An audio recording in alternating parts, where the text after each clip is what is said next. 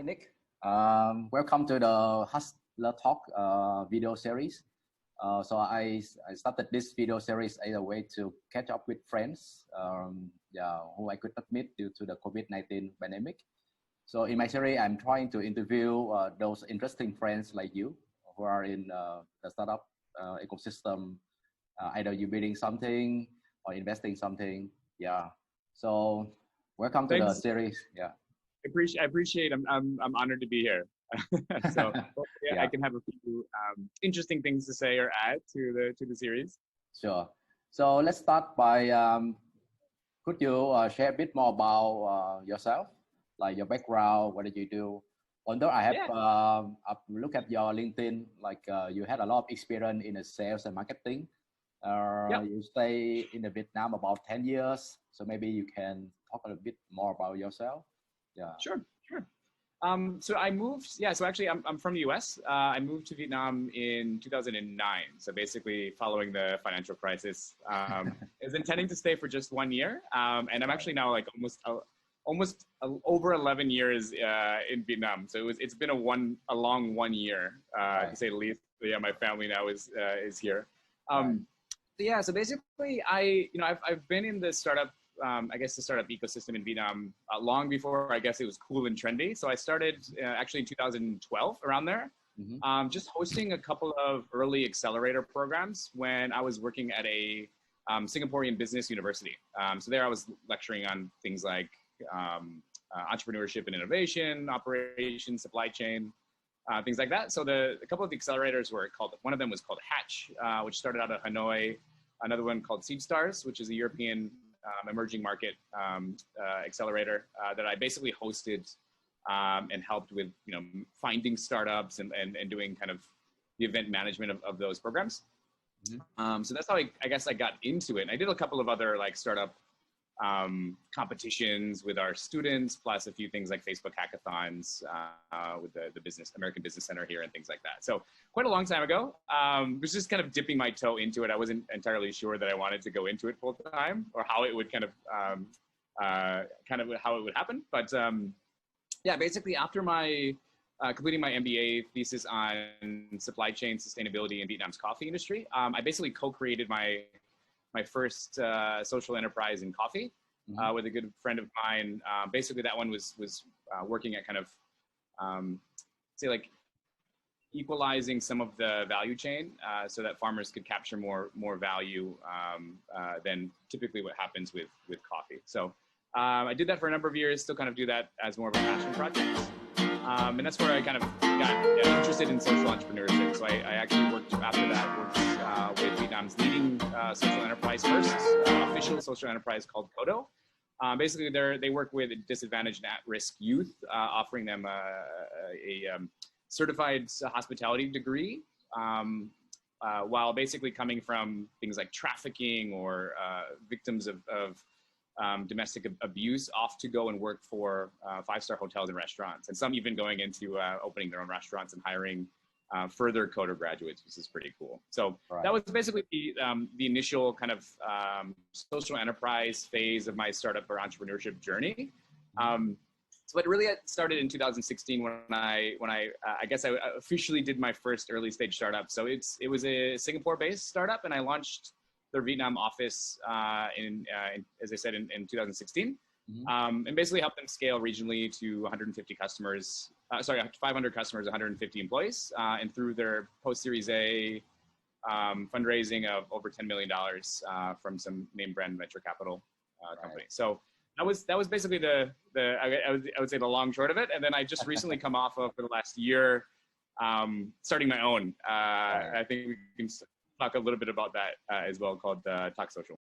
And how's your own venture going? So as you know, just recently decided to wrap that one up, unfortunately. So it's been about a year or so diving in on the deep end. So we ended up raising just a seed round and spent the last year trying to build something pretty new in Vietnam. And unfortunately, we weren't able to, for a number of reasons, make it stick. But you don't hear about the 99% of them that fail or 90% of them that fail. It's typically the ones that succeed that you often hear about. So off to the next one. Right. So your product, your latest venture, you built it for Vietnam market or for like? Yeah, I mean, so we intended, you know, it's COVID. So like we were intending to be regional, faster. So it was, yeah, we scoped out a couple of markets that we thought would be pretty good pre-COVID. Obviously post-COVID, I was in Vietnam only, and it was really hard to kind of get that going elsewhere. So we just focused basically on Vietnam. So Right. Yeah, that's kind of what happened. Sure. And being yourself have been involved in the Vietnam startup ecosystem for quite some time. What are the like major shifts in the ecosystem that you have been observing in the past 4 or 5 years, and now, because look like that now Vietnam being like in the spotlight among startup ecosystem in Southeast Asia. Yeah, can you say something about Vietnam? Yeah, it's hot. Yeah, I mean, so when I first kind of got into it, you know, back in 2012, and by far there's definitely more people that have been, you know, around and deeper into it than I was at that point. But you know, I was hosting a lot of these basically startup pitches. I mean, it was in some cases I was actually doing the panel and doing the review for some of these startup pitches. Mm-hmm. I must say back then, yeah, I mean, it was very difficult to find a really good one, I think, just like with the language, but also with business ideas, traction. And I think if you look over the past, I mean, couple of years, like there's been some really good startups that started to come out. So you can see just like the natural kind of curve that's happened, the learning curve that's developed in Vietnam over the last couple of years. And now they're just getting much better. Right. More focused, like you're starting to see like a much more industries kind of be the focus for the number of years. Like it was kind of like everything and nothing. Like I remember actually back then it was a lot of like it was almost like the rocket internet style, where they would basically take a proven US model and just launch the Vietnam version of it. And you could see a lot of that in the early days. It's just the copycat version of what they were doing, proven successful elsewhere. And now it's pretty cool to see, you know, markets being cornered. So you see prop tech is big, ed tech is obviously really big in Vietnam. Fintech has been interesting. It's still quite hard. And then you have the varied e-commerce and other solutions too that are coming up. Right. Have been doing in Vietnam for many years. So what are some kind of like maybe pros and cons, like from your experience, like maybe what are some challenges you face? Maybe about the culture, about the people. Can you say something about that? Sure. Yeah, this is more personal anecdotes. Right. I obviously wouldn't have stayed here if they were obviously more pros than cons. The Vietnamese have been the most hospitable people I've met. Obviously, love them dearly, and now I'm married into them. Yeah, I mean, so the pros obviously have been that the people here have been just amazing. There's been a big community.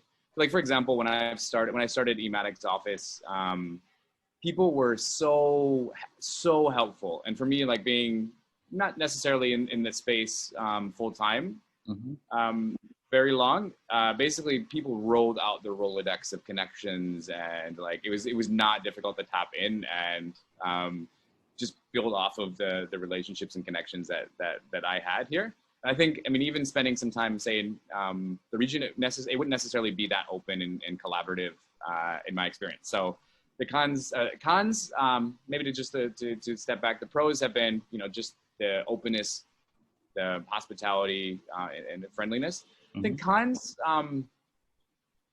as I said, like the cons have been getting less and less. I think in the early days, it was still finding, I think the talent and good, I mean, just the exposure to startups. I think in the last 5 years, you start to see almost everybody doing, I mean, you know, people always wanted to start their own businesses, but not necessarily in like technology and in today's startup definition. So now it's getting, again, less and less difficult to find good partners. Yeah, one of the reasons why my startup failed is finding a good technical co-founder was a bit of a challenge. So we can maybe dive into a little bit of that later, but yeah, that would probably be the biggest con, not necessarily a con, but hardship, I think.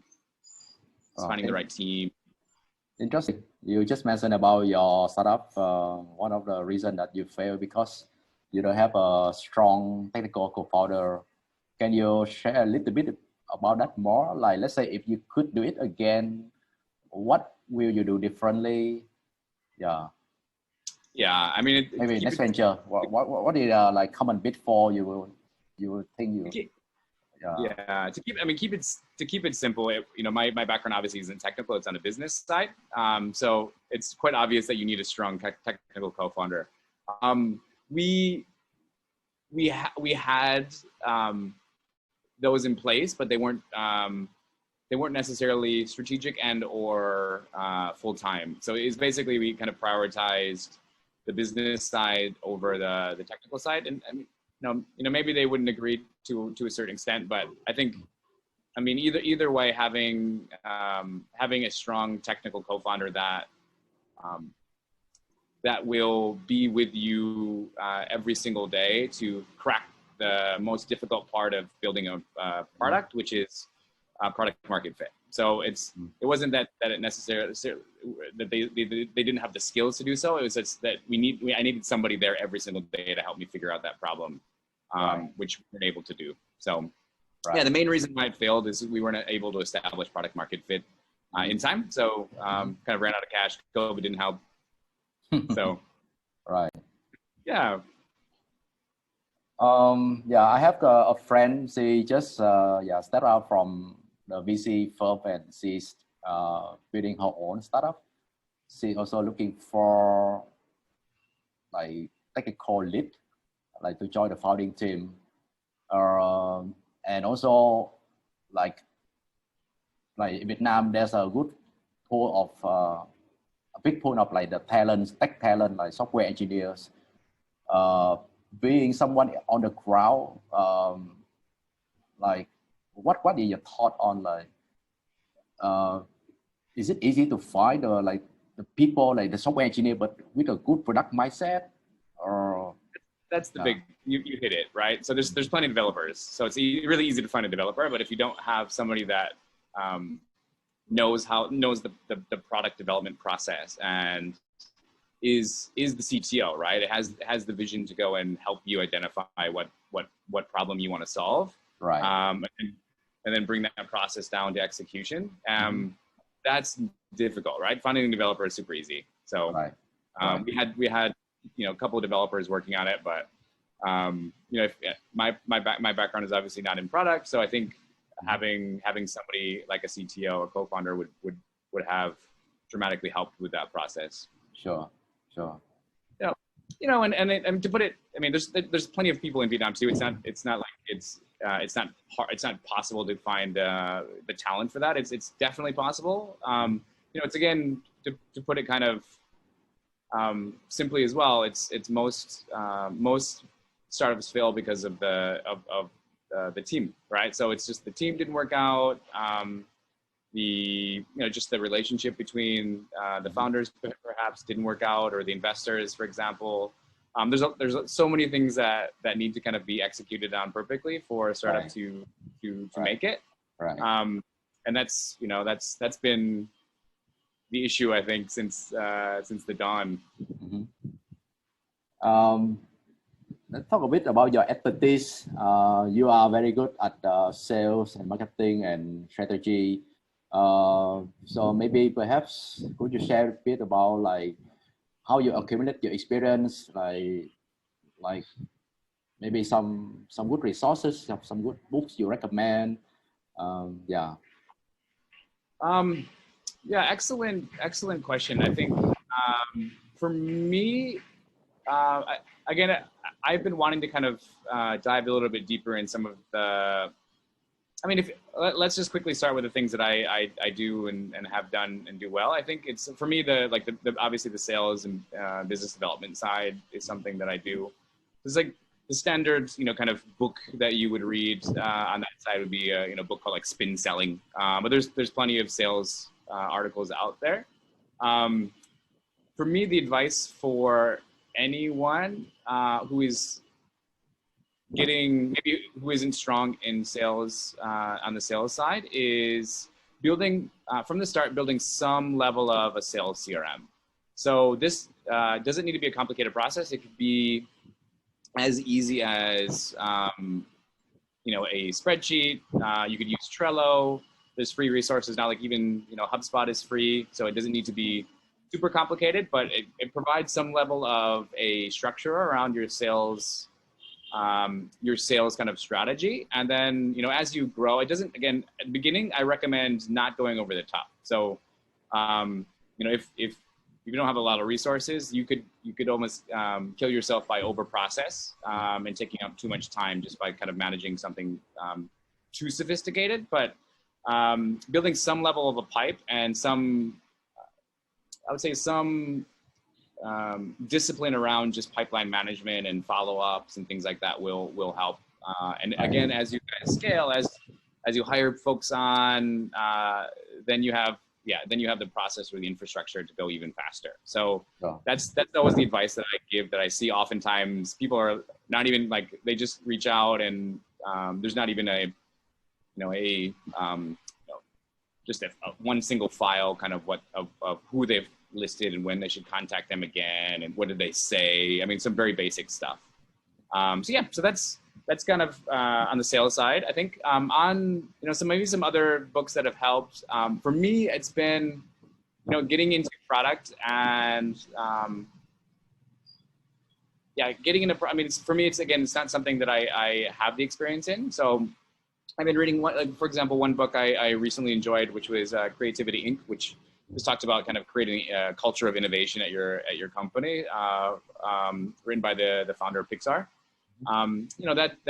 That book was quite helpful. It wasn't tactical by any means, but it was helpful and inspiring in building that kind of creative culture. Things that I don't really have experience with that much. So that book, that's the last one I can think of off the top of my head. No worries. I think let's perhaps could you share with me the book title after the video, and then I will put it into the show note. So sure. Other people who watch our video can refer to. I can give maybe my top 5 or something. I didn't come with it today. So. And let's wrapping up. So what next in your plan for next year? Now the year coming to the end. Yeah. That's a great question. So to be honest, I'm still. It's been only about 2 weeks, so I've just been spending a little bit of time spending with my son, healing from the bruises of the post-startup failure. But basically the decision is, do I jump into the next one immediately, or there's a few friends that have some companies that need help on the sales side. So the question is, do I do that? Do I do partly that, or do I kind of do what I did before, which is maybe launch a company, a startup that wants to kind of enter Vietnam and get that up and running kind of as the launcher as I did before too. So that's the on my plate right now. But to be honest, I'm not entirely sure. I haven't made the decision yet. Sure.